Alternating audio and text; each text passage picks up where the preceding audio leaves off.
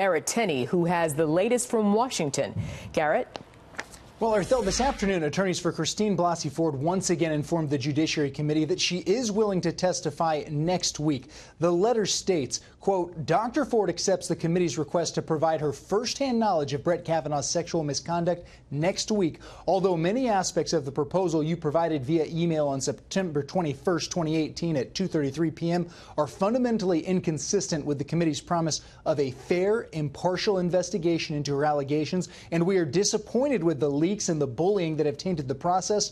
We are hopeful that we can reach agreement on details. Now, our attorneys then asked to set up a time to continue negotiating the terms of her testimony this afternoon, particularly the timing of that testimony and the format. Republicans had offered to hold the hearing on Wednesday, but Dr. Ford's attorney said she couldn't be in D.C. until Thursday at the earliest. So, in essence, this letter is really just repeating what her team has already said, which is something Republican Senator Orrin Hatch noted a short time ago when he tweeted, "Worth noting that this is exactly where we were on Monday morning. Without agreeing to a date, time, and terms, we are no closer to hearing from Dr. Ford than we were when her lawyers said Dr. Ford was willing to testify during their media tour 6 days ago."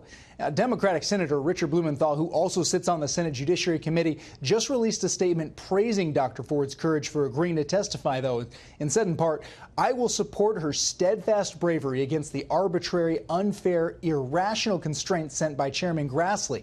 I remain deeply disturbed by the conduct of my colleagues over the last week and am committed to ensuring that Dr. Ford's safety and security is made a top priority."